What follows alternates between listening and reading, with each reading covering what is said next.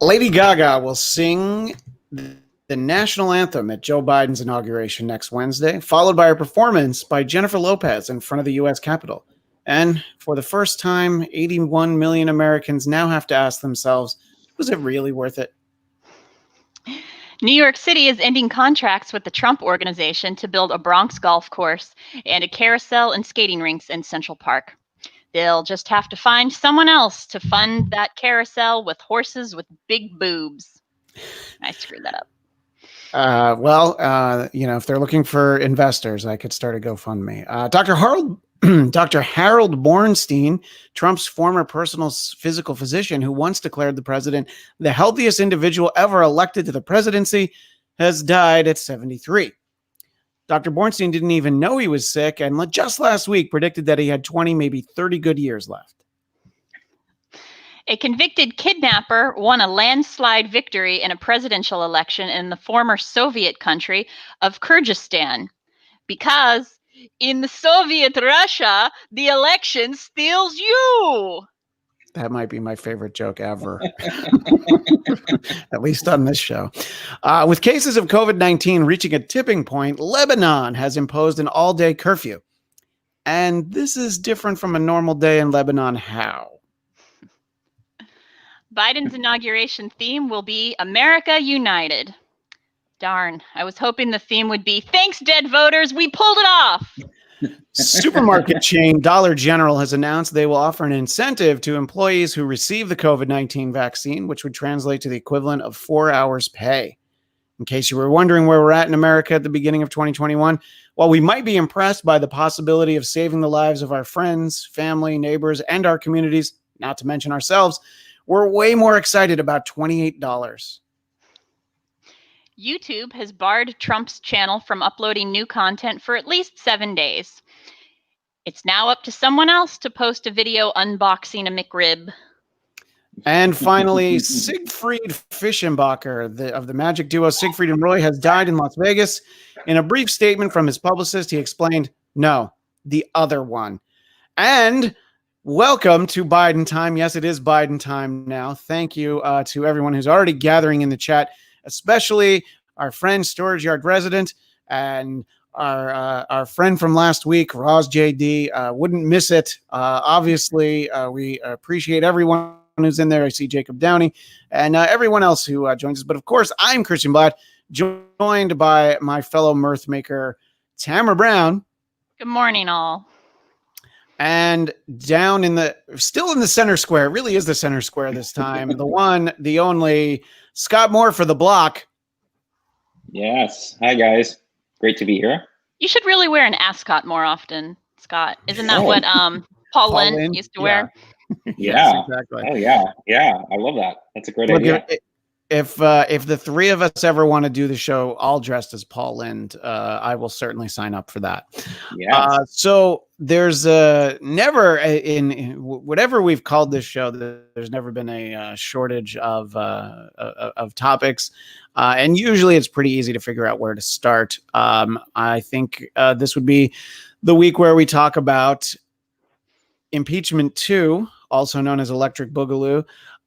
We now see that President Trump has been impeached for the second time by the House, and it's sort of confusing as to what happens next. The Senate might not get those articles of impeachment for 100 days, so they could actually try and get something done ahead of time. And there's the argument about impeaching and trying to remove from office a president who, by the time the Senate would take it up, would actually already be out of office. There's also been conflicting information about how if he's removed from office after the fact, he wouldn't be able to be president again. But apparently that's a separate resolution that would need to pass. And it's probably not that easy to find people to vote for this one. All of that I'm going to dump in the lap of our center square, Scott Moore. What do you think of all these things? Yeah, I think, we're kind of in uncharted territory because, first of all, we've never had a president impeached twice. So that in itself is crazy. And especially the fact that, he got impeached with a week remaining on his term. What they were hoping, and I think even some Republicans were hoping too, is that Donald Trump would just resign and step away. and not have to go through this. But as we saw too, the other historical factors about this impeachment were we had more people from the same party of the president vote for his impeachment than has ever happened before. And also, it was the first time that we had a unanimous vote for impeachment from a party as well with Democrats. It was a solid 222. So, and the kind of ironic thing, which made me laugh a little bit, was the fact that he had 232 people vote for him to be impeached, which is the same number of electoral votes he received. But yeah, it's very definitely uncharted territory. They're talking about maybe using in the Senate trial the 14th Amendment to have him barred from being able to run for office again. So that's what they're really looking at, because obviously by the time they do it, he will be out of office anyway. So you won't be removing him. He'll be a former president, which again in itself would be historic. You've never had an impeachment trial of an ex-president. But that is probably going to be the biggest thing for Republicans. And they're going to have to decide, what do they want to do with this situation? Do they want to bar him and basically excommunicate him from the party so that he doesn't have as much of an influence in 2024? So that's the main thing. And it hasn't been tested, and I'm sure it's going to go to the Supreme Court for president. It's been tested in the federal judges, where it was just a simple majority to bar a judge from being able to be appointed again. So they may try to do the same thing, where they will just see if they can get the simple majority. And if they can do that, which they would likely be able to do, because by the time they go in the trial, it will be run by the Democrats. And I also believe that some people are also saying that being able to extend it out a little bit means more information is going to come out about what happened on January 6th, which may look even worse for Trump and possibly other lawmakers as well. And this will give an opportunity, again, with Democrats in control, to be able to have more witnesses and a little bit more information forthcoming, as opposed to last year at this time, where the Senate totally denied having any kind of witnesses at all to help cover for Donald Trump. This time around, they won't have that same luxury because the Democrats will be in control. So I think that'll be kind of the next things we'll be watching, is when they do that, and will they just be voting on a simple majority of just being able to bar him from future office? And also the other things are, will they be barring him from those other perks that a ex-president gets, like having full-on pensions, continuing on for the rest of his life, and having Secret Service. So those will be other things, those perks. Will they also be stripping him of those perks as well? So those are the things they're going to be looking at, rather than removing him from office. But again, if he was smart, which he's not, he would have already stepped up and said, I'm resigning, as it is, and just stepped away and helped his party out. But he won't do that. So, everyone's going to be stuck with him for the next 6 days now. So, which is pretty crazy that this time next week we'll have a new president. So we're almost there. We're almost there, America. Tamra, what do you think about basically all of the sort of ancillary issues that are tied into these articles of impeachment being voted on yesterday? Well, I think it's interesting that Mitch McConnell says he's glad that impeachment happened, and he has said he doesn't know which way he's going to vote, which, Mitch McConnell is very calculated in any kind of statement he's made. So this is sort of the most transparent, I would say, of anything Mitch McConnell usually says in favor of the other party. I think that it's kind of telling which way he might go. I mean, the Senate might pick up some Republican Senate votes because of what Mitch McConnell has said. I don't know.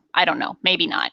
I think some Republicans may be realizing the trouble that the party is in. We have these tiers of Republicans where Republicans stand right now. You have the Jim Jordans that are still all backing Trump's and die on the hill for the guy.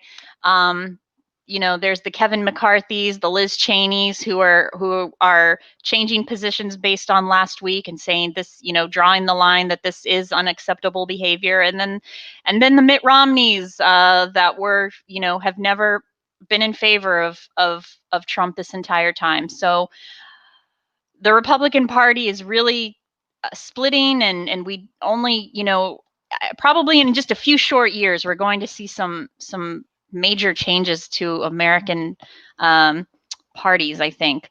But yeah, it's pretty interesting. I I did see a conversation this morning from Republicans that were pointing out that, the CNN keeps saying that this was the first invasion of the Capitol since 1816, 1814, but then there were, I guess, the right-leaning media outlets are sharing that, there was a Susan Rosenberg, communist activist, bombed the Capitol in 1981, and how, this has happened before. Is it really that big a deal? It's happened since 1814 that there's been a terrorist attack on the Capitol. Come on. I guess because that's the what important part. the point is to split hairs on all of that stuff.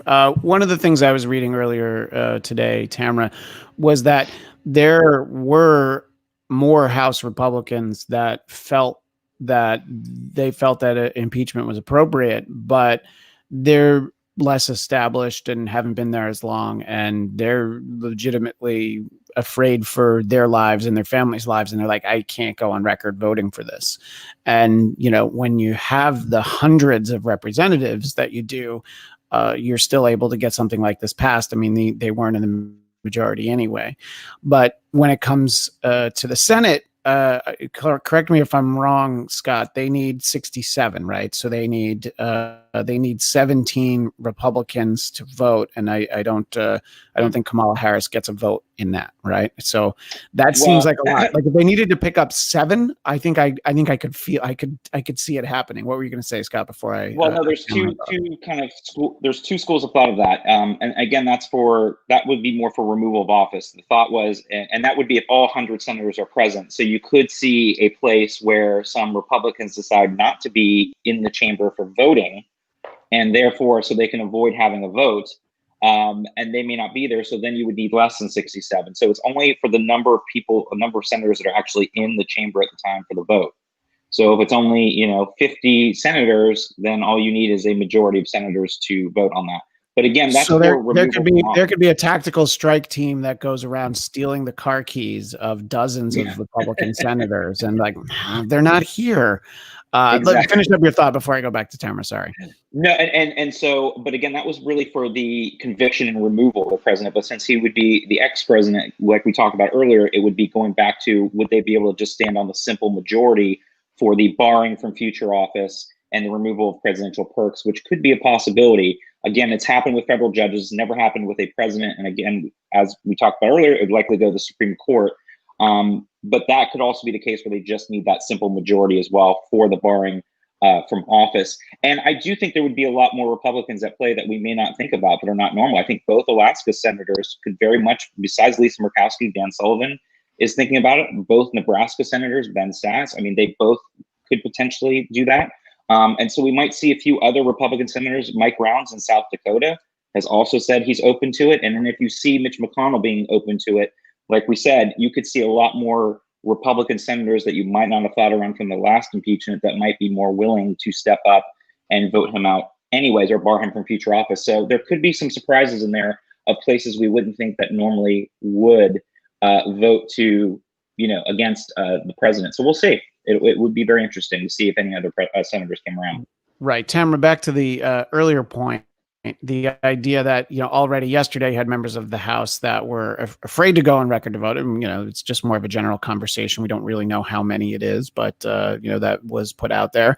And you would probably encounter the same thing in the Senate. What do you think of that being the reasoning? Like, I can't vote for this, even though I know it's right, because I just, I want to stay alive. Yeah, that's the way things seem to be going right now. I think if we could, what's spineless Lindsey Graham going to do? He's probably not going to vote to impeach. What if the people yelling at him at the airport next time are the people that want him to vote in favor of impeachment? Because he had, he spoke out very strongly, at least for Lindsey Graham, he spoke out very strongly against President Trump. He got yelled at an airport, and the next day he was, palling around with Trump, and I think back on Air Force One with him. So, do you think that would be effective if you had people, I don't mean, just yelling at him. I don't want anybody to actually do anything physical, but we're talking about just people shouting at him at an airport. Also, what they don't have like a first class, I mean, they don't have, the airport lounge, one of those Miles Clubs rooms that I've only ever seen. But so that's what you're saying though, is that you don't think that anyone should pin their hopes on Lindsey Graham? Certainly not on Lindsey Graham, the most swayable man in Washington. Opinion changes based on his mood ring, I suppose. But that's not uncommon now, I guess. I think a lot of senators have to juggle, not between, is this the right thing to do versus what do my constituents want me to do? I think it's more about, what do my constituents want me to do versus what will the radicals do to harm me, I suppose. Unfortunately, I think that's honestly what a lot of them are thinking. Yeah. And to that end, Scott, you're hearing people on the right that are saying that, impeachment is not a great idea because people are so riled up, you're going to rile them up more. And someone much smarter than me made the point on Twitter. It was that the viewpoint after 9/11, which was, well, we really shouldn't go after these terrorists after they've done this because we're only going to make them more angry. And in both instances, you're talking about terrorist acts, obviously on a different scale for certain. But it's sort of the same measured response wasn't called for.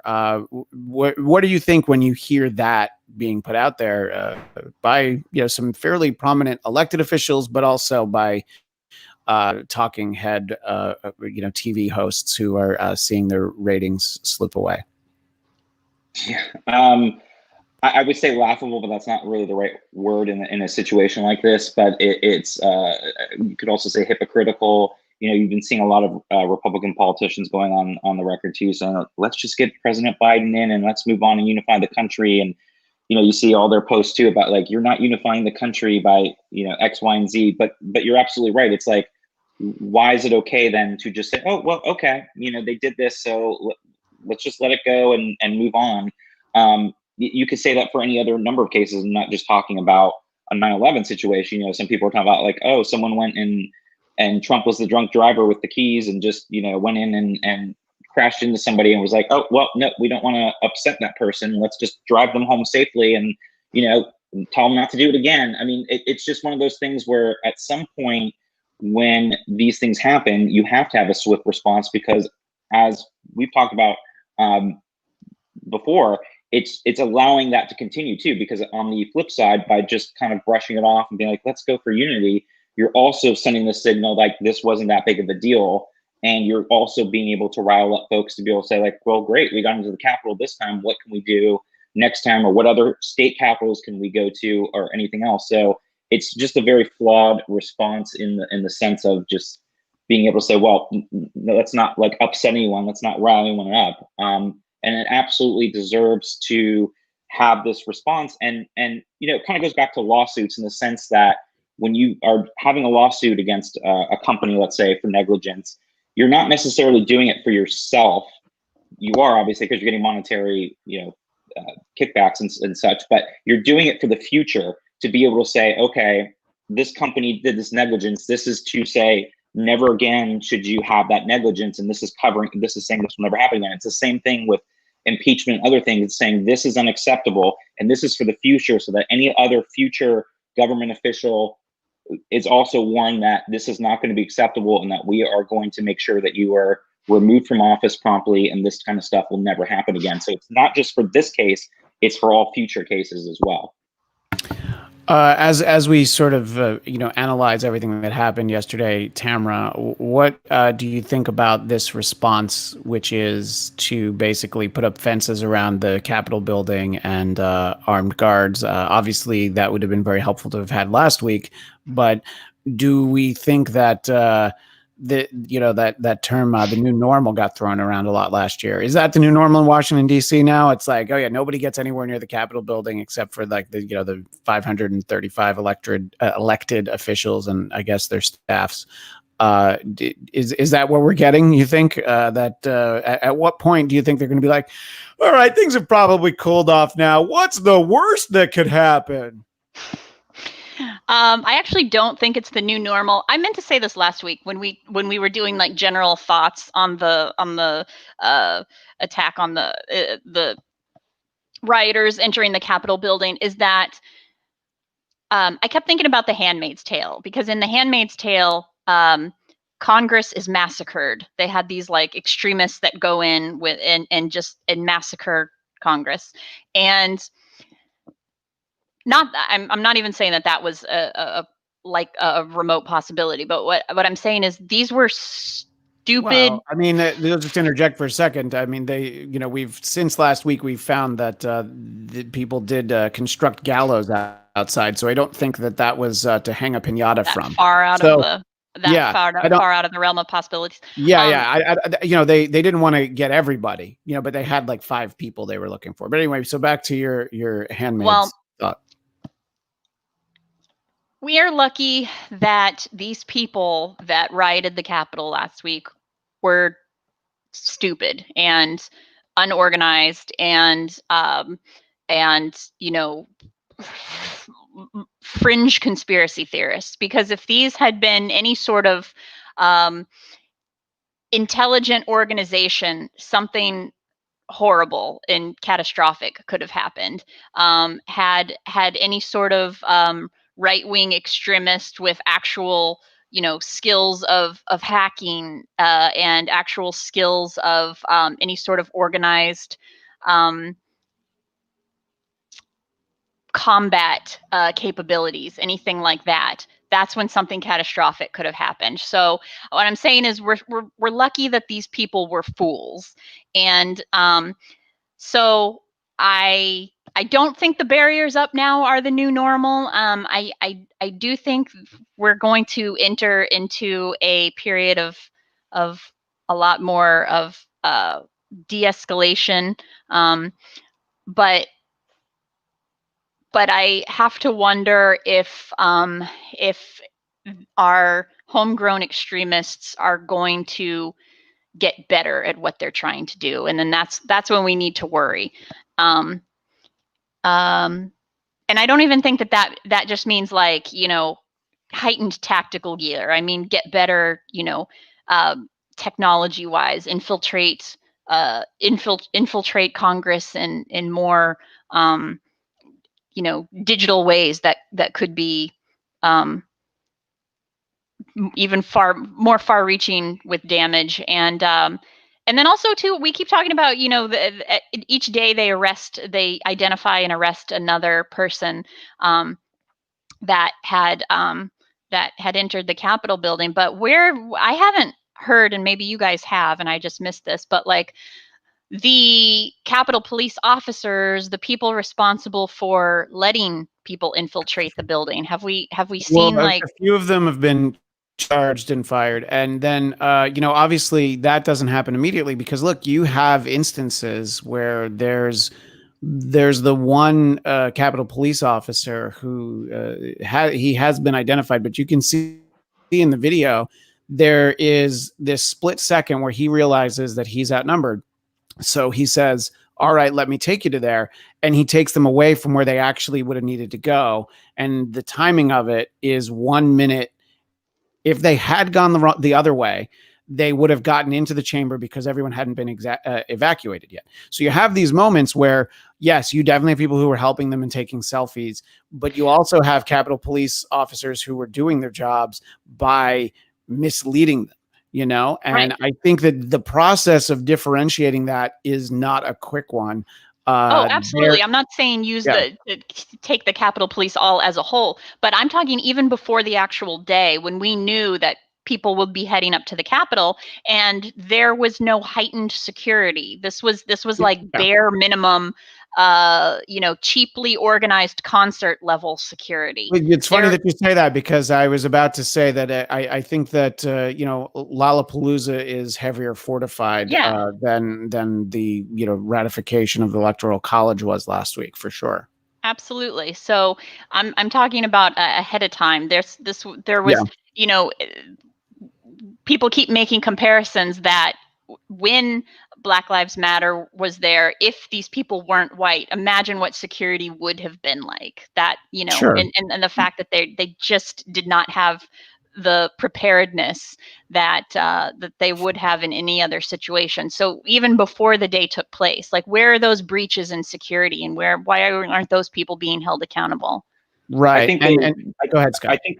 think that just to step in, I think that is part of what that we're going to find out, and that's sort of why what they were saying with this upcoming impeachment trial is that more information is going to come out, and were lawmakers involved in helping, because there was that whole thing about the increase in Capitol visits the day before on January 5th, which was unusual. The increase is beyond just being during COVID. So there is going to be more stuff that is going to come out, and it may be rather shocking in that sense. But to your point too, Tamara, it's like, thankfully, this was a stupid coup in the sense, like you said, these were people that were not as organized in the sense that they could have done even more damage. And that is really scary. There is a potential that's why we have to stop it now for future, for the and same with Trump and his people too, with the election. If there were smarter people, things could have turned out very differently. Right. And I think that, when you storm the Capitol building and you're playing army and you have on, your vest and you have all of Your the war paint. yeah, the thing that you might want to have taken the time to get is, I don't want to give anybody advice, but a map of the Capitol building would have probably helped them in some way to at least understand where things were. And fortunately, no one was actually smart enough. You've seen a lot of these arrests, and a lot of these people, including the guy in the Viking helmet, who everyone said was clearly that guy is BLM because he was at an event, and of course he was there because he was yelling at them and he was opposing them. And I was reading that he is refusing to eat in prison because he's not being given Not organic food. organic. Yeah. Which is funny Bless his because heart. clearly this guy's been eating shit for decades, so he didn't have a problem with that. And look, I think the majority of the people who were there, I'm not talking about the people that went in, they would like to turn the page on this. They want this to be over. They want to get back to their lives of getting into fights with people at grocery stores who are wearing masks. They really want to get back to the important work that they were doing before January 6th. And, you're seeing accounts of, a young woman who called out her mom and her aunt, like, yeah, that you want to know who these people are? Yeah, I'll tell you who all three of them are. They're in my family, so you're having a lot of people who are like, oh yeah, I recognize these people. And the fact that, this is maybe where it doesn't, maybe you're not a true patriot because you don't wear a mask. You're just an idiot because everybody's like, oh yeah, no, we know that guy. Yeah. Unless you're, Ted Kaczynski and you like live in the woods and no one ever sees you, somebody's going to recognize you. And I'm surprised when you see people, I'm like, that guy seems to have a fairly recognizable face. How has nobody found him yet? So And go ahead. I don't know if you guys saw, like, when they describe these accounts of the people who have been identified, the rioters who have been identified and arrested, and accounts from their family that are saying things like, yeah, she started to, Ashley Babbitt's family was saying she started to radicalize. We knew that she was following these conspiracy theories and things like this. And I would hope that it would send a message to people who have family members who they're just like, my crazy uncle, and maybe don't just Yeah. wave your hand at that person anymore, and really try to make an effort to sort of bring this person back to reality. Well, If you just have understand, anybody in your life that is like that. Yeah, I mean, I think Ashley Babbitt is one of the examples of, people who had voted for Obama.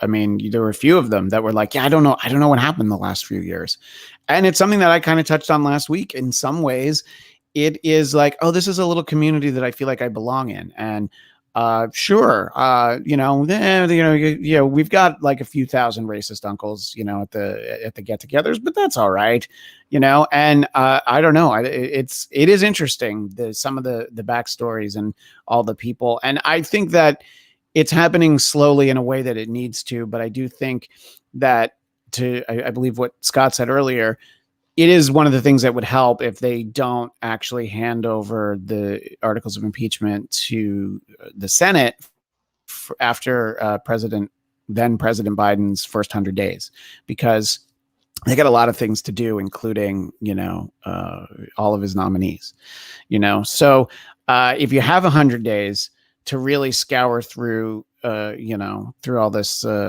videos and really get, more eyewitness accounts, then I think you can make a more convincing case in people who are on the fence. And at a certain level, somebody who is like, I am scared for my safety, but this is, what I'm seeing now is too wrong. And, we have sort of very loose accounts of President Trump watching on TV and not really wanting to do anything. And Don Jr. and Ivanka tweeting out messages to stop this, literally hours before he did.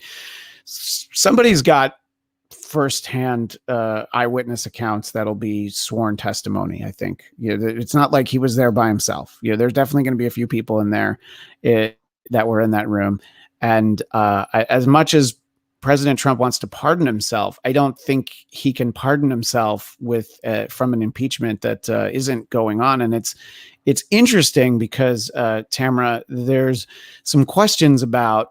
Well, first, there's a question about who would preside over the trial of an ex-president, because when it's the sitting president, the chief justice, and I'm assuming that President Trump would ask for Judge Jeanine Pirro to probably preside over the trial. I mean, I think that would probably be first. But he's apparently told his people to stop paying Rudy Giuliani his $20,000 a day rate, which I have to say, it's kind of shitty to enter into a business contract and not pay someone, but it's also kind of shitty to be taking a salary that you're clearly not earning. I don't know that Rudy has earned $20,000 in 4 years of the Trump administration in terms of getting anything resembling results. What do you think, Tamra, as President Trump, soon to be former President Trump, when it comes time for a Senate trial, how do you think he approaches this? Well, first of all, I do think Rudy Giuliani earned that salary from that time when he dressed up in drag and Donald Trump motorboated his fake boobs. That was his. The last few years have just been an invoice from that instance. Who would preside over it? Yeah, I mean, I think you're right. It's going to be some sort of whoever is going to be the biggest showstopper. That's who. I mean, it's not like Trump gets to decide. It's not up to him who gets to. Yeah, I mean, Alan Dershowitz has said that he would represent Trump, and I think that if there was anybody that President Trump would be like, you know what? No, I'm good. It's there's still like some lingering stink. Well, there's an entire body of work, but there's still questions about. It's like, do we really want to bring Jeffrey Epstein into any of these things? Anybody who there's just allegations for, which I think that but the other attorneys who represented President Trump for the previous impeachment hearing last year apparently will not be returning, or so we've been told. Scott, what do you think about sort of the legal side of this, like an actual, the fact that it is a trial? I would assume that John Roberts would preside over it because it's that significant. Yes, he's an ex-president, but that doesn't make it, the issue at hand. I think is something that is worth is worth the attention of the Supreme Court, basically the top judge in the land. What do you think? Yeah, again, like we talked about earlier, we are going to uncharted territory, putting an ex-president on trial, but it is an impeachment trial, and that does come with having the Supreme Court justice preside over it. So I would assume it'd be the same thing, even if they have it narrowed down to just basing it off the 14th Amendment and just an up and down majority vote. You would think he would still be there, because at this point, like we talked about, it looks like this could potentially be more of a real trial with the Democrats in control, bringing witnesses there, even longer than the one that they had a year ago. So yeah, it is an impeachment trial. So you would assume that those same protocols would be in place for the importance of what this is, regardless if Trump is in office or not. It doesn't change the fact of what it is. Yeah. Do you, I don't know. I mean, well, you know what? Let me sort of shift a little bit. There are the calls for President-elect Biden to pardon President Trump, which I think every day becomes less and less likely. It didn't do Gerald Ford any favors that he pardoned Nixon, and what did he do? He just lied about a bad break-in. I mean, so what Nixon did and what Trump did are so far apart, from what we know right now. But what? So, do you think there's anybody that has Biden's ear who is like, you might want to think about the old pardon? Oh, I mean, I'm sure that's been up for discussion. Absolutely. And I'm sure, Kevin McCarthy had spoken to him saying, go out against impeachment and everything last week. So I'm sure people are definitely doing that. But like you said, what Trump has done far, far outweighs even what Nixon did, which again was very appropriate. And I think in this hyper-partisan time too, doing something like that could really affect him and hobble his future administration's work and being able to get the support of a vast majority of people. And so that's not something I think he's willing to do. Whereas at the time period with Ford really thought this would be a way of just closing that chapter because it was horrible and they had just gotten through. And granted, there are a lot of similarities. They were just getting through the Vietnam War. There was just a lot of chaos going on, and there had been riots for years and everything else. And now we have this similar kind of situation. A lot of people were comparing 2020 to 68, even though this was 74. But that time period, and obviously we're in the worst right now of the pandemic. So sure, yeah, there are people who are definitely probably going for that to close that chapter. But I think more people are going to be like, absolutely not. He needs to see it through. And if he has done these crimes when he becomes a private citizen again next week, he should be charged for those crimes. It's going to be a tight balance, though, because like he said, with his Justice Department, he's leaving up to the Justice Department to go after any criminals. But it is a fine line to make sure it doesn't look optics-wise that it is a political fishing expedition. And regardless, a lot of Republicans and very loyal Trump supporters are going to think it is. But it will be a challenge to be able to do something like that and not make it look blatantly as if it's just a political, attack. So yeah, there's definitely a lot of issues with that, but I think majority of people are going to absolutely want Trump to be able to be charged for their crimes, and any of his associates too. There's a lot of talk about anyone who is supporting impeachment, anybody who has spoken out against the president, that they would be primaried by a pro-Trump candidate, and we've talked about that as recently as last week, and we're sort of seeing some of the instances of that. And I think in a state that maybe has really engaged voters with a large turnout, you wouldn't have to worry about, I don't know, somebody like Marjorie Taylor Greene actually, beating a quality candidate, because we're having people like this, people who will not wear their masks in the House, people who do not think that they should have to walk by a metal detector. And also, Marjorie Taylor Greene has let us know that on January 21st, she will introduce a call for then President Biden to be impeached for his abuse of power. And at some level, you would think that there should be someone who, as sexist as it is to characterize it this way, is just sit her down and say, honey, this is your first week. Just for the love of God, just shut the fuck up. You're not helping yourself, and it's like, if Kevin McCarthy was the majority leader and you had, I don't know, 300 Republicans, sure, why don't you try and impeach Joe Biden on his first day? But you see a lot of this. I mean, you see, people that don't think they have to go by the metal detectors. And I was reading that there's a resolution for how much it's going to cost you if you refuse to go through the metal detectors, and it's of course going to come right out of your pay. So I think it's going to slow down most of them. But what do you think, Tamra, what we're hearing? I don't know how familiar you are with the great mind of the 21st century that is Marjorie Taylor Greene, but I'm sure you've heard enough stories of some of these other newer Republicans who feel like this is a good time for them to make waves and just prove how stupid they are. I think she's doing to announce that she's wants to lead a query and to impeach Biden. I think she's doing exactly what she was elected to do.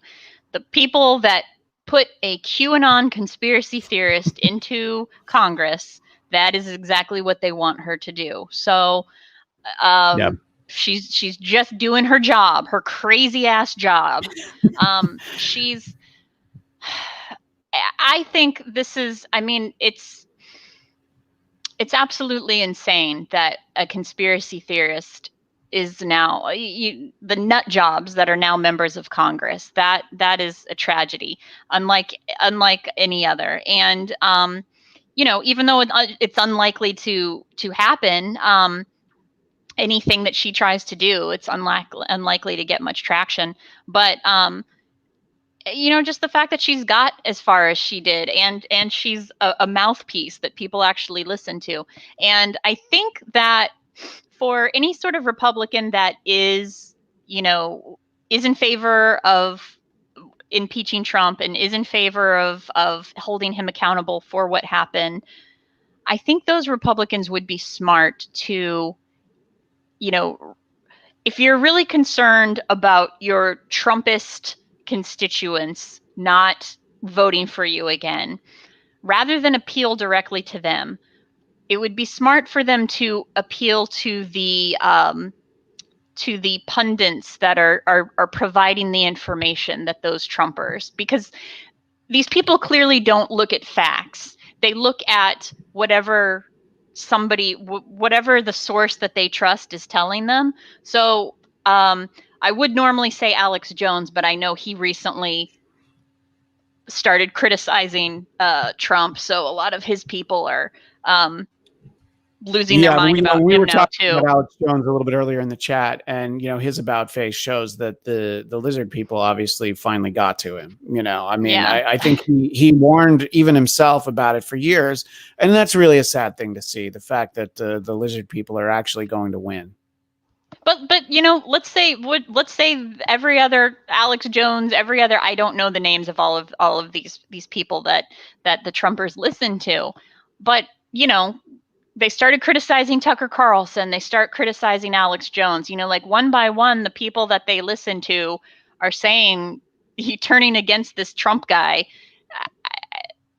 At a certain point, they've got to get their news from, at a certain point, they're going to, I don't know, realize that maybe they won't. I don't know. Well, no, I mean, I think that as the legal challenges to the election went along, it just became like, oh, okay, so yeah, obviously the Democrats are in on it. Oh, and the Republicans are in on it too. Oh, and all the judges. Oh, and the judges that Trump appointed, and Tucker Carlson. They were very upset that all that Tucker Carlson said that started that. He said a lot of things since, but was that Sidney Powell should really produce this evidence that she says she has, which, for the record, we have still not seen. So I think, just like at some point it dawned on me that Hillary wasn't going to try and become president, I think at some point it should dawn on them that, we probably, that evidence that we really should have, we shouldn't have kept saving it. And it dawned on you way too late too. So that's not a very good, that means that they're not going to come around anytime soon. Look, there's still 6 days. I'm not convinced. No, but I think that look, and that's I didn't watch a lot of The Apprentice, but I do know that one of the Celebrity Apprentices that I watched, one of the seasons, the first episode, somebody held back on some of their big friends to help raise money because they were going to save it for a bigger project. So they got fired because it's like, no, you should. So really, they should have learned from Trump, is what I'm saying. That's like, no, you should actually just get the evidence out there. I don't know. I mean, maybe it's possible that there wasn't evidence, but that doesn't seem right. I mean, the way that everybody talked about it, all those non-official, non-sworn depositions in holiday and conference rooms in Pennsylvania. I feel like there was clearly plenty of it. It's sort of a big picture, Scott. We're talking about some of the small fish, but you're having, Josh Hawley, who I think a lot of people didn't really know that much about, really until like, a week and a half ago. But now you really know it. He had Simon & Schuster decided not to publish his book, and you're getting sponsors, people that have donated to a lot of these campaigns are like, oh yeah, we're not doing that. And Josh Hawley was not posting anything about the tragedy in the Capitol last week, but he was immediately talking about Simon & Schuster infringing his First Amendment rights, despite, of course, if he's a free market capitalist, that is a private company that can do whatever they want. And I'm going to assume, by the way, he still got paid for his book. So really, what's he complaining about? Was anybody going to read that thing? But what do you think about, look, and there's, you have people who are really calling out Ted Cruz, because I think he is probably the best known serial killer ever elected to Congress. But that's actually not what I meant to say. He is the best known of all of them. Alleged Zodiac killer. I think that's important to delineate. Alleged. But what do you think that anything happens to them? Do you think that, even if it's just being censured, I mean, and that's, that just seems like it's like a very public slap on the wrist. It's not even a public flogging. It's like, well, you're going to have in-school suspension. You're not going to have to go home, but you're going to be in the room down the hall. If anybody needs you, they can talk to the teacher there. What do you think about the repercussions for people like, Hawley? I think would be less safe. Ted Cruz has clearly made many deals with many devils. But what are your thoughts, Scott? Well, there's a couple things there. One is, you're absolutely right about the book deal. He probably got his advance bonus, and I was just, my mind was boggled by the sense that so many Republicans and conservatives were more upset about losing Twitter followers last week than what really happened at the Capitol and what their president did and everything else. So that's a whole other thing. I think that it's fantastic, actually, that a lot of companies and corporations and entities are pulling back from supporting these candidates. But the problem is they keep calling it a pause. And so how long is that going to last? Because as we talked about on this show for years, there's way too much money in politics, and it really shuts out the everyday person. And to be able to cut off that spigot of money is really great, and it should be something that we need to really look at. Citizens United case from the Supreme Court back in 2010 is really a complete disservice to politics and politicians who are now owing more to these big corporations rather than the people that they serve. And I do believe, though, that for Hawley and for Ted Cruz, that any aspirations for higher office, at least at any quick, upcoming future time are off the table for both of them now.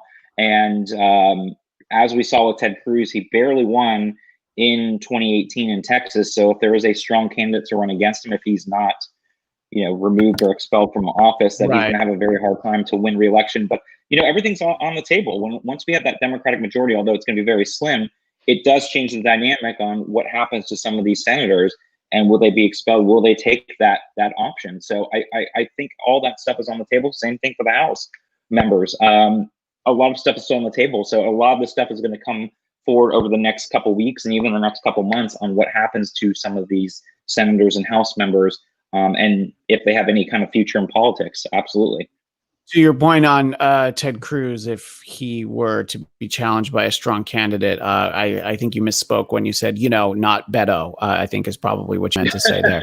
But yes, I think that there's that. Tamra, there's sort of the other side of this is that there's calls from within the Republican Party that the 10 Republicans who did vote in favor of impeachment yesterday, most notably Liz Cheney, who should be removed.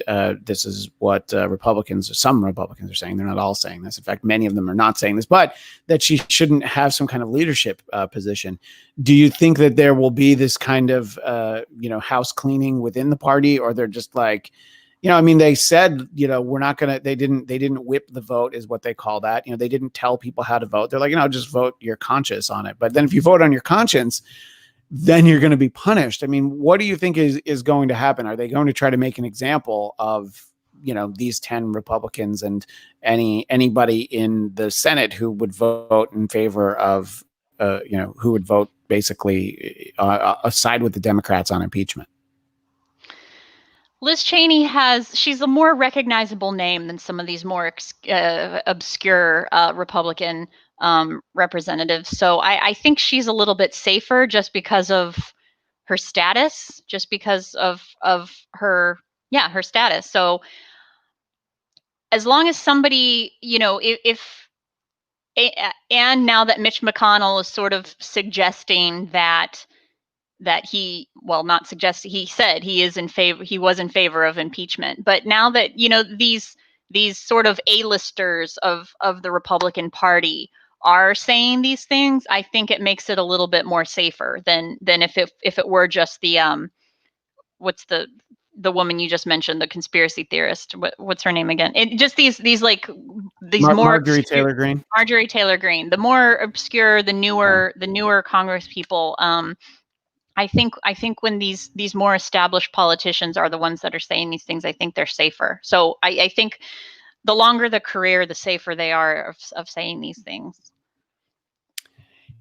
Yeah, no, I think I think the fact that you have Mitch McConnell, speaking, of course, the very political measured tones that he's using, yes, I'm sure that Senator Schumer's correct. We could come back if we want to, but we don't want to. So we'll let his Senate handle this. That's okay. We'll be fine with it. And I think that because you're having that, Kevin McCarthy didn't vote in favor of it. He said he wanted a censure, which again is the very public wrist slapping. But the way that you're having everybody talking, I think that over the next week, it's going to be, how many people are going to see the spigot of money turning off? Our friend Chelsea, for years, as you were alluding to earlier, Scott, talked about how there's too much money in politics. So a lot of that money seems to be getting turned off, and I don't know what much bigger deal than we're hearing so little about that, and that is a huge deal. Yeah, because you have these huge companies did this, huge corporations that are just like, and I think some of them are kind of playing a little bit down the middle. They're just saying like, we're not going to do any political donating this year. It's like don't make an issue out of us. So. I don't know. I think that, again, just like how 100 days before, well, I guess it would be like 106 days from now to start the Senate trial. It just kind of gives you more time to understand it. It also kind of gives a lot of these people more time to understand that, what I say and do actually matters. That there are consequences. And I think that that, look, it's a very public example, but the next day, Josh Hawley was reminded that words and actions have consequences. And I think the senators who withdrew their support after the siege on the Capitol, I think that those instincts we're going to see a lot more of, because of the realizing of like, oh yeah, this is not good. Oddly, one of them, the most notable was Kelly Loeffler, who of course doesn't have a job, or she has a job right now, but she won't have a job a week from now. So, but I don't know. I mean, do you think that what's your expectation? Do you think that we're going to see a lot more of? I mean, look, I don't know how many politicians actually have a conscience, but how many of them are going to do what is perceived as the right thing for their own self-interest? They're like, oh, I don't know what the right thing is because I haven't had a heart in 30 years. But my assumption is that my constituents are going to think this is the right thing, so I should probably do this. Yeah, go ahead, Tamra. Roz JD in the chat said the Republican Party is split between the GOP Republicans and the Patriots. And I think that he's talking about Bill Belichick, who turned down the presidential Medal of Freedom. My mistake. I thought he was saying that. And Roz JD, as I did point out to you last week, the people who stormed the Capitol were not patriots. They were terrorists, but as we've seen since, they were inept terrorists and not very good at their jobs. If only that crowd had tried to, plan something else that happened that went bad. I almost said something. Well, what I was going to say. Go on record saying. Go ahead. Yes. What I was going to say is I do think, the Trumpers are seeing this split in the Republican Party, and they do feel that it's the GOP Republicans versus the Patriots, if they were referring to these like true Americans, traditional values. I do believe that the majority of people want unity. The majority of Americans want unity, and they want a return to more normalcy, politics, less division. And I think the fact that Joe Biden was elected is the biggest indicator we have of that. And so I think if it is the Republican Party, the more moderate, establishment versus this sort of fringe Trumper faction that has developed over the last few years, I think it's the moderate establishment that is going to win. So, mark your place in the sand now. Pick your team now, because I think I see which side's going to win. So, choose your team. Yeah, and as I've said all along, this is a shrinking base that, as we've talked about again for years, that yes, it's great that Trump supported his base, the people that got him there, but it was such a small base, and he never did anything to expand that. And the fact of the matter is that base is continuing to get smaller and smaller. And as I've said over the years too, if Republicans really want to go that route, they just have to look to California to see what their future is going to foretell in the next decade. And it'll become a smaller, more regional party in the Intermountain West and the Central Plains and a little bit in the South. But we've already seen Georgia is flipping and continuing to move towards the Democrats. North Carolina is not far behind. Florida is always going to be right on that line, but will eventually kind of trend, as well as Texas. So the party needs to look forward and really decide, like you said, Tamra, what do they want to look forward to in the future, and how do they want to expand their tent, so to speak, to be able to get back more people? Because if they really want to look at the presidency, you can see that it's really dismal for them as far as it comes for the popular vote. They've only won once in the past since 1988. That was 2004 with George W. Bush, which was an incredibly close election. And Mitch McConnell even brought that up when he was talking about how this election last week was not particularly close. He said 2004 was much closer. And that's the only time since 1988 that the Republicans have pulled off a popular vote win with the Electoral College win, going back to W's father in 1988. So they do not have a good record there, and it's going to continue to get more and more difficult for them. And the Electoral College is going to eventually start to flip more consistently for the Democrats. Right now, it's definitely favoring Republicans, but that's going to switch too. So they really do have to look what is going to be the best for their future, and is targeting that shrinking base with Trump and that type of conspiracy theories and other things really going to be good for the Republicans in the long run? No. But what you could see is a growing pains kind of thing where you sort of almost have a third party that's trying to figure things out, sort of what happened with Theodore Roosevelt in 1912, doing that Bull Moose Party, of course, if Trump is excommunicated from running again, but you could get a Trump type loyalist that tries to run as a third party person, a la a 1912 thing where you have a situation like that. And, you look ahead to 1968 and 1980, same kind of things again. So we could see a kind of split for a while until they can kind of figure out how it's going to be. It will be interesting over the next couple of years to see what side it's on and if there is going to be a third party kind of insurgence here. In the chat, Michael B says, I have a strong feeling that once Joe is in office, that's President-elect Joe, I see a major unexpected house cleaning in the House and Senate. People are really tired of the stupid, and they do not want a repeat of this. I don't know if, I think that there is a large majority of people who feel that way, but there are still plenty of people who are very happy and comfortable with stupid, the I'm with stupid, crowd, I think will always find its representation. The final thing I wanted to talk about is, President Trump did speak to the media today, not today, this week. It was yesterday. He made an appearance. Actually, it was Tuesday. Anyway, it was this week. And he, said that there shouldn't be any violence. There should never be violence. He spoke very, very much in passing about the 25th Amendment wouldn't happen, and that was something that I felt pretty strongly last week. That the same things that make Mike Pence the guy who's not going to, try and invoke powers he doesn't have and overturn the Electoral College, make him the guy that, unless he felt like there was some kind of, I don't know what would have made him invoke the 25th Amendment, but he just seemed like kind of the last guy to do it. But President Trump did point out that Joe Biden should be careful because it's going to be used on him. And I think that there's only been like maybe one or two other moments where he actually spoke in terms of Joe Biden being president. And I have to feel like he regrets even acknowledging that much, because he's usually been like the next administration, which, could be me, usually said stuff like that up before last week. What do you think hearing that that was the most that he really said? And then he, went to talk about the border wall, which has clearly solved the problem of undocumented immigrants. And so congratulations to President Trump. He solved the immigration problem in the country by building his wall. Tamra. Oh.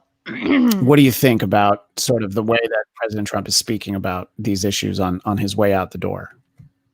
I think he's just throwing spaghetti up against the wall at this point. He's still got his top 40 hits of talking points, which is any allegation on him, he throws it to Joe, and then whoopsie, I accidentally said that the 25th Amendment, that's going to be invoked on my opponent. Whoops, that means I accidentally said that he is going to be president. Yeah. Like, he's just pulling out. He's not a person that follows a line of logic. So it's at this point, it's just spewing his top 40 hits. And so we're going to get a lot more gems in the next 7 days.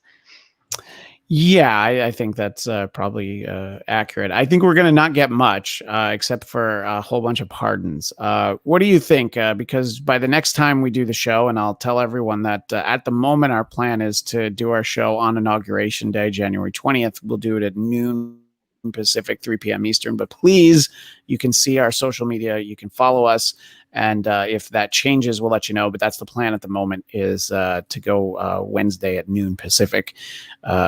Give Storage Yard resident plenty of time to crack open the champagne and celebrate the dawning of a new president. Even though it's 9 a.m. our time, it's all right. It's it's an occasion where you can have mimosa. Yeah. I was going to say you can have mimosas at the Storage Yard. It'll be fine. What do you think? So the next time we do this show, Donald Trump will not be president anymore. What are your thoughts about the next week? And after Scott answers, I'll ask Tamra the same thing. Yeah, it like you said, it's going to be a very interesting week.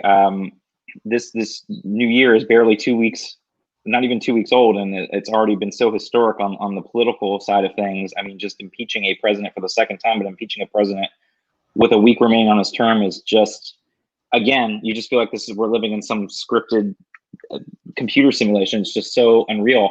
And every Wednesday this year has had some, very interesting political things, from the insurrection to impeachment yesterday to the inauguration next Wednesday. I'm just hopeful that what happens over the next few days will be safe. You've heard rumors that they're going to go back out again and go after a lot of state capitals over the weekend. And, so hopefully, and hopefully DC is prepared for the inauguration, because President Biden still wants to do it in the traditional sense.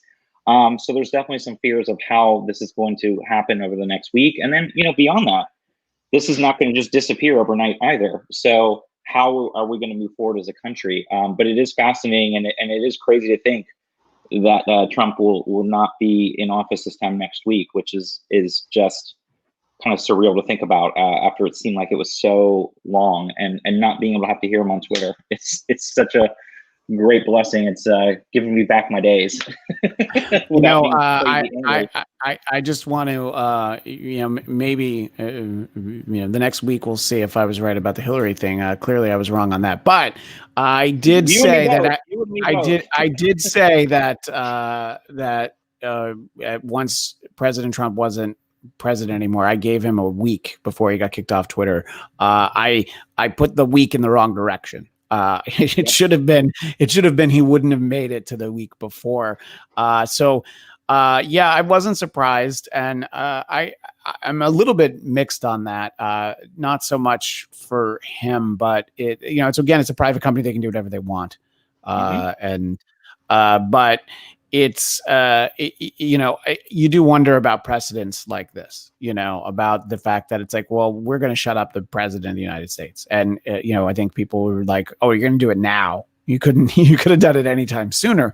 But, you do wonder, like, okay, what's the next thing that happens? And, I don't know. I mean, look, there's basically that app Parler that all these conservatives ran to is the CEO has said he's fairly sure it's just not going to exist anymore. It got shut down. And so I don't know. I think that when you silence a difference of opinion, it's still going to be out there, but I don't know that it's necessarily well, again, it's the same thing. It's like you could keep a better eye on what was happening, and maybe they didn't do what they needed to with the information last week. It's easier to find when you know that you just have to look for keywords on Parler, and then now you have to dig a little deeper.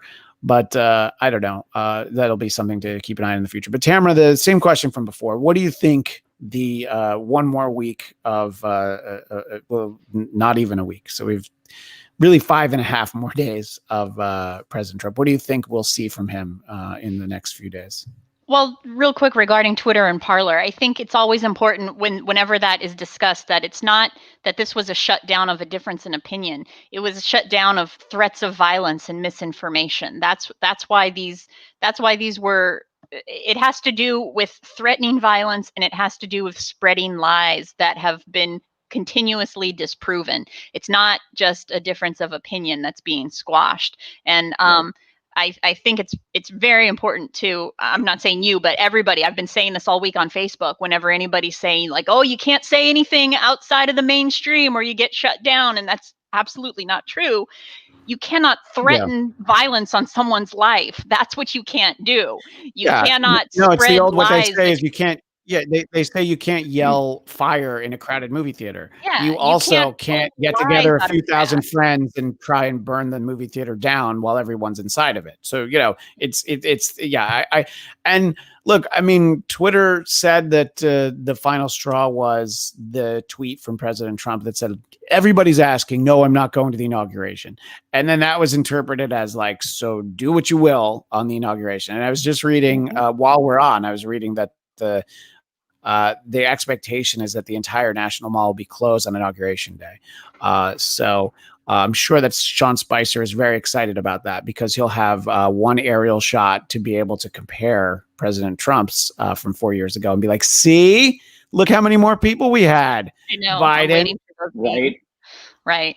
Yeah. Right. Yeah. Waiting for those news yeah, to pop up. they're- And I also keep pointing out that, like, let's say there's a magic genie that should give Trump the option of, you can either have Twitter back or you can have the presidency back. Which one do you want? Yeah. I think I know which one he's picking. I think we all do. So Yeah. Well, He depending had- on what's going to happen with his criminal, Yeah. liabilities here that he's going to be open to. Yeah, he had more than 73 million followers, I think. So sure, that's probably- far more probably- important to him than Yeah. than the 70 million. Yeah. Yeah, well, I'm sure that we'll have to touch on next week, even though it'll be Mhm. inauguration day. We'll have to touch on the pardons, and you know, I think you know, of all of his family, I would think that Eric Trump probably needs the first pardon because he tweeted how nice it was that at the event on January 6th, Scott's nodding because he knows what I'm talking about, that the crowd assembled there saying happy birthday to him. And I believe it was Jake Tapper at CNN who like quote tweeted it and be like, yeah, what happened after? You know, it's like, you know, yeah, Eric. Yeah. You know what, Eric, let's give all the families pardons to Eric. He's the one that's going to need them, you know? And, you know, look, interesting things. I mean, there's rumors that you're reading that Ivanka may be at the inauguration, and by all indications, it would be a smart move for her to do that. Yeah, well, she wants to get back into the good country club when you know, she doesn't want to move to Florida. You know, her father's happy to, but she's like, no, I have to live somewhere in the tri-state area. I have to be within, you know, 30 minutes of Manhattan. This is ridiculous. So we'll see. And I always expected Pence would be there, though. I mean, that doesn't surprise me. Right, same here. That's just because mother wants to go. I think that's probably. Anyway, that's our conversation for this week. As I said earlier, you can find us on Inauguration Day, Wednesday, January 20th at noon Pacific, 3 p.m. Eastern, unless we change it, in which case we'll make sure to let you know. But if you subscribe on YouTube, then you'll know.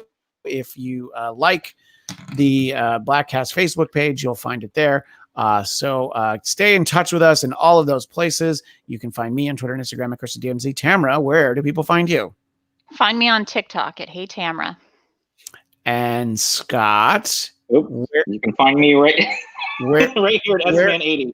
Where do people go if they, you know, by next week you'll be arguing with the Senate Minority Leader? You're going to have to find it. He's going to have a different Twitter account. The Twitter account that you usually argue with is going to be Chuck Schumer's account. That's right. So it's a good problem to have, though. Look, there'd be plenty to argue with Chuck Schumer about. Like, why did he hold a press conference outside on the sidewalk? You know, where that woman got to yell at him. 100%. You know, if it was up to me, he would not be majority leader, anyways. But yeah, that's a whole other discussion. Yeah. That is a whole other discussion. Yeah, I know. If Elizabeth Warren became majority leader, I think Chelsea would take the day off from her job that has kept her from being on with us for these last few months, because she's like, I guarantee she would. Yeah, that was the only thing on her Christmas list this year. Anyway, thanks so much, everybody. Thanks to everybody in the chat, and we'll see you next week. Bye.